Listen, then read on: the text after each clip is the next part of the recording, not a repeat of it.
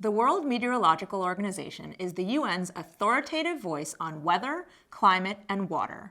And its Secretary General, Professor Petteri Taalas, is here to share his singular perspective on what's at stake in this next UN Digest.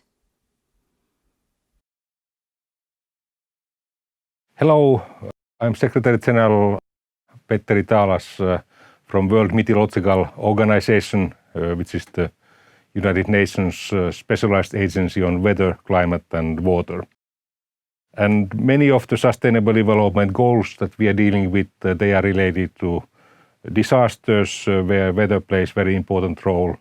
They are also related to climate and especially climate change, which I will soon address. And also thirdly, what's happening to the global water resources, that's very important. And both disasters, they are related to water resources and the impacts of climate change, they are very much felt through either flooding problems or drought problems, and in the long run, also the melting of glaciers are going to have a big impact on availability of water resources for human well-being, for agriculture, and also for industrial purposes. We just published a new science report, so-called United in Science 2020 report a few days ago, where we showed that the climate change still continues. The last 5 years have been the warmest years on record, and we have again broken less comfortable records in the concentrations of main greenhouse gases, namely carbon dioxide, which is most important one, methane, which is second most important one, and nitrous oxide, which is also to a certain degree important. Because of the COVID, there was a drop in global carbon emissions.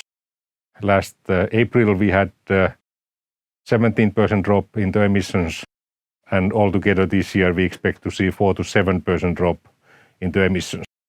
But during recent months we have more or less returned back to the normal emission levels, which are already exceeding the levels of last year for the same months. So this COVID lockdown cases in many countries is not going to change the big picture that climate change still proceeds, and we are still seeing growing amount of carbon in the atmosphere. We have also been warming the atmosphere, and we have also been heating the oceans, and which are giving more energy for the tropical storms, and there's a chance to see record amount of hurricanes in Caribbean this year. We will see how the season proceeds, but that's very likely to happen. And we have also seen record-breaking forest fires hitting, for example, California and also eastern Siberia and so forth. And many of the sustainable development goals, they are somehow related to the things that WMO is dealing with. The impact of climate change is seen in health sector, it's seen in agriculture sector, and it's also seen very much in water availability.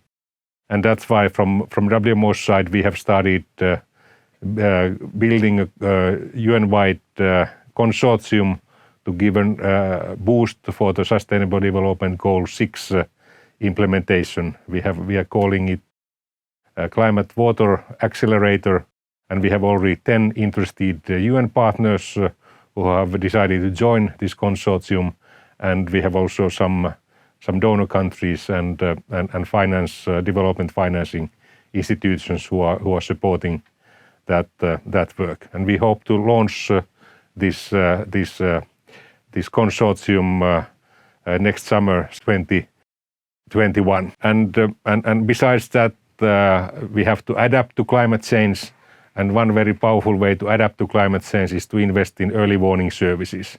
And by doing so, we can also give a boost to the implementation of sustainable development goals, and we can avoid both human losses and economic losses related to disasters. And unfortunately, because of the climate change, we have started seeing growing amount of disasters. During the last 10 years, more than half of the world's population have been exposed to major disaster, and most important ones have been flooding events, storm events, drought events, and also heat waves. For example, there has been a fairly dramatic growth in the amount of population that has been exposed to heat waves, extreme heat waves, and according to World Health Organization, last year we had more than 200 million people who were exposed to severe heat stress, and because of the overall warming, this is supposed to continue.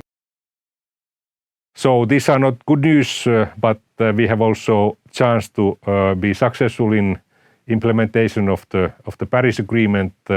There's still potential to keep warming in the Paris limits of 1.5 to 2 degrees, and we have also technological means to achieve that. We can convert our transport system to be more climate friendly, and we can also convert our energy systems, and we can also pay attention how we heat or cool our houses, and also in case of food, there are diets which are more climate friendly. So we have all the means to be successful in climate mitigation, and if we fail with that, then we would see more dramatic things than we have seen because of the COVID. This COVID is going to cause a couple of years of health problems and a few years of economic problems, but if we fail with climate mitigation, we would see permanent challenges which would last up to hundreds of years. So it's time to act now, and I'm happy that there are plenty of positive signs. Many countries have taken this challenge seriously, and also the private sector has started moving, and also the finance sector. So there is a chance to be successful in solving this problem. With these words, thanks for the opportunity to address you. Thank you.